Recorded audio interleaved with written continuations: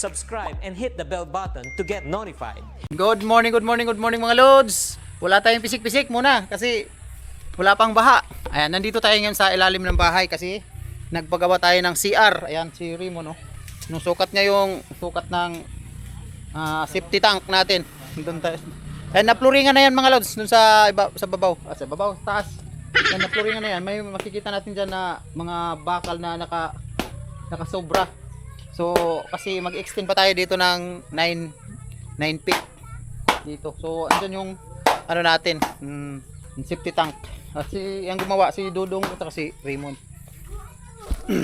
So, na-floringan na yung mamaya. Pupunta tayo sa taas. Kasi may poste na doon mga lod. Ayan.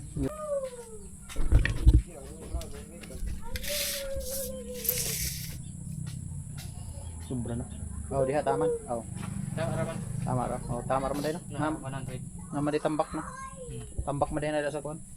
Babaw. Gahit naman ang diha. Kala tama na nakalalom kini. Pwede na ni wash out. O kana ra man taon level. Level na lang.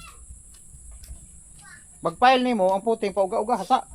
Relax lang sa mo pag humani mo palibot ba pabutang para mugahi pa ini. Sundon good para sa level bago undangan sa dayan butang ng bakal. Oo.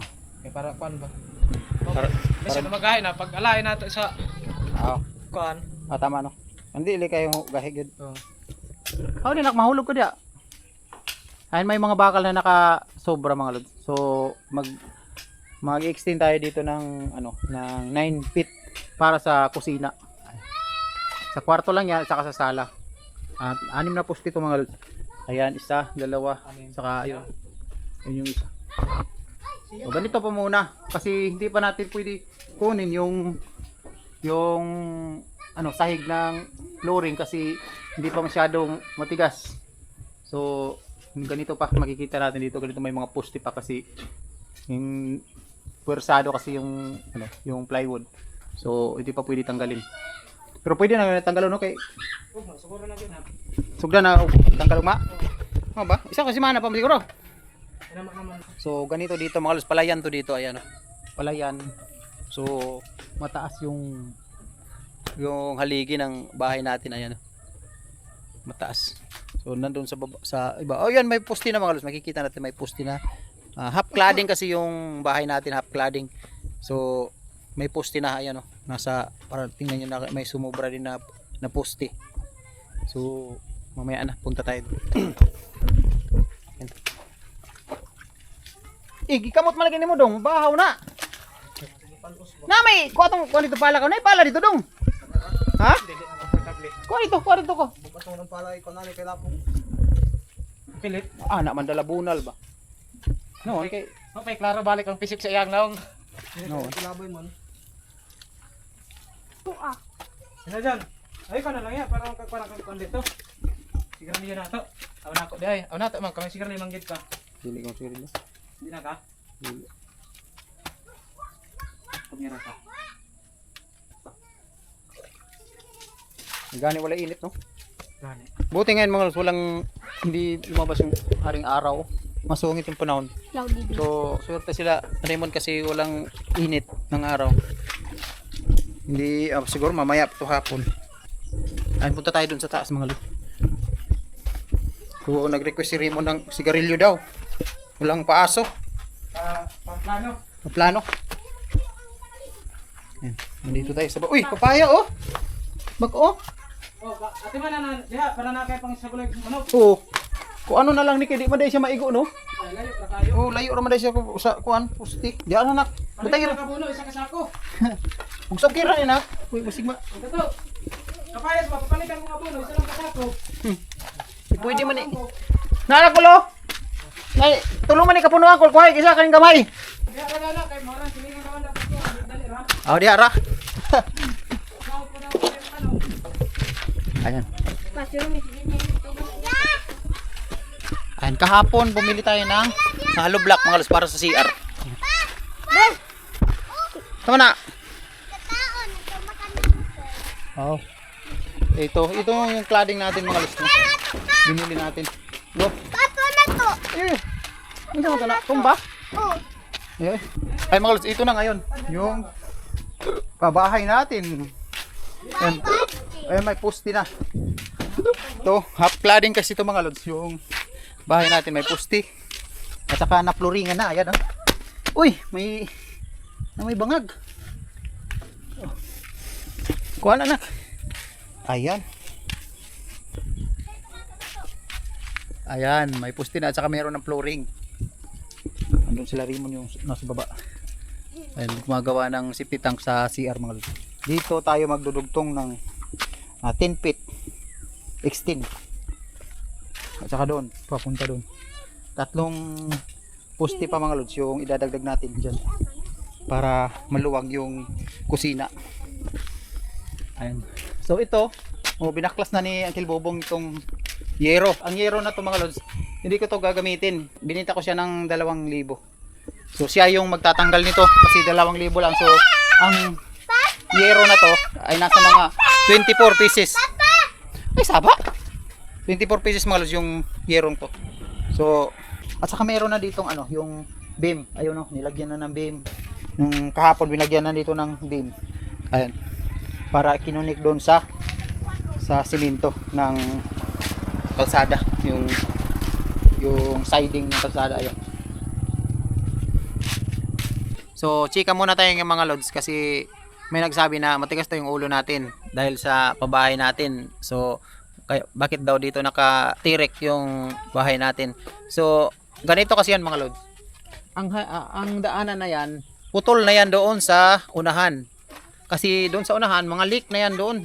Malabo na dugtungan itong kalsada. Kung madugtungan man to, napakatagal pa at saka napakalaki ng proseso, or kung madali lang ang proseso, mas matagal pa. Di siguro kung madugtungan tong kalsada na to o mawaydiningan, nasa senior citizen na siguro kami mga lods. Ako, senior citizen na siguro ako dahil sa tagal. So nandyan lang sa unahan na siguro nasa mga yung dulo ng kalsada nasa mga 800 meters or 700 meters ang dulo ng kalsadang to. Marami ang kabahayan dito mga lods. Lahat ng bahay dito malapit sa kalsada. Kahit kumakongkrete o hindi concrete, malapit sa kalsada kasi mataas yung kalsada. Tinambak yung kalsada. So ganun yung nangyari. So ganun yung sitwasyon dito.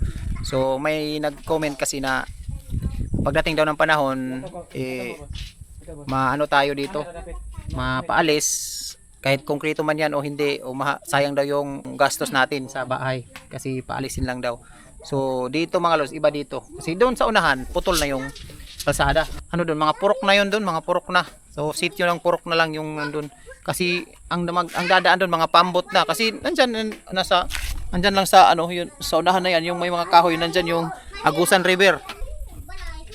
Papunta doon yung gagamitin ay bangka na di motor papunta sa Dinagat, dun sa Kinamaninay, sa Tikgun, Dinagat at saka Kilubidan. Doon yung bangkang di motor na ang gagamitin papunta doon. So diyan sa unahan putol na yung kalsada na to.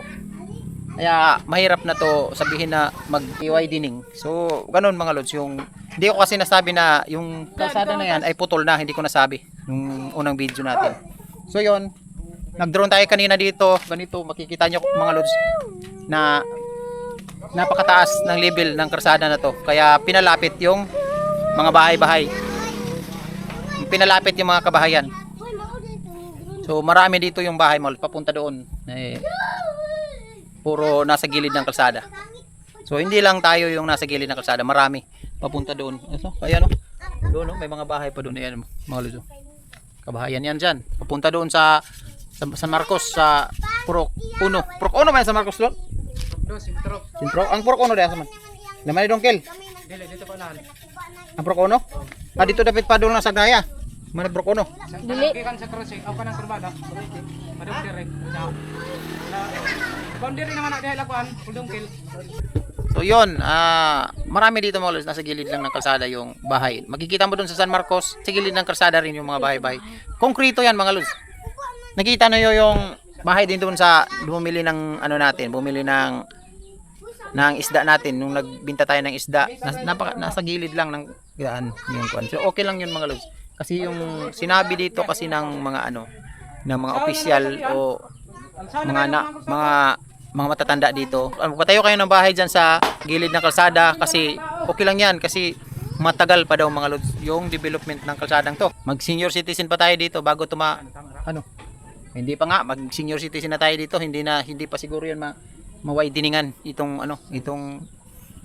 kalsadang to. So nasa mga 20 years o mahigit o 30 years.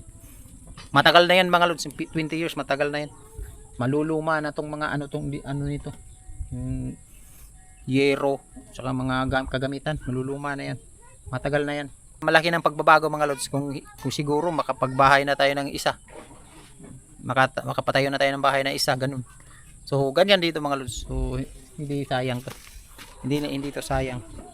Kasi matagal pa. Marami naman nag-suggest mga lods na matagal pa yan. Sige, magbahay kayo dyan. Matagal pa yung na yan. Mga po na lang tayo. Sabi nila. Mga po na lang kayo. Yung apo nyo siguro, mga po na lang siguro. Hindi pa yan maano dyan. Hindi pa yan hindi pa magbabago dyan. Hindi pa kayo mapaalis dyan. Ganyan. So yun mga lods, thank you sa suporta ninyo palagi. Si Janet, andun si Janet nagsimba si Janet. So kasi nagpatrabaho ako ng safety tank.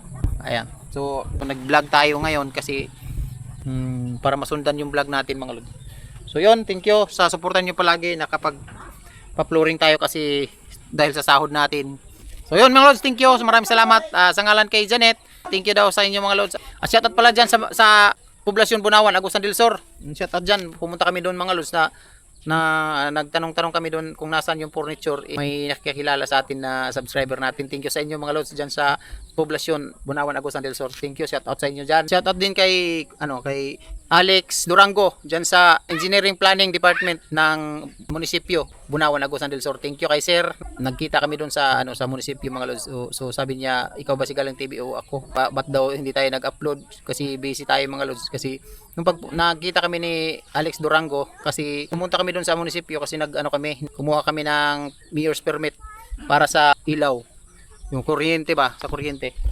So nagkita kami ni Sir Alex Durango sa munisipyo. So shout out kay sir. Thank you sa pagpanood ng video namin. So yun, thank you mga lods. Maraming salamat sa suporta ninyo palagi at God bless. Sana okay kayo dyan mga lods sa kinalagyan ninyo. At okay rin kami dito. Hindi pa tapos yung babahay natin. So yun, thank you. Maraming salamat. God bless ating lahat mga lods. Thank you. Subscribe and hit the bell button to get notified.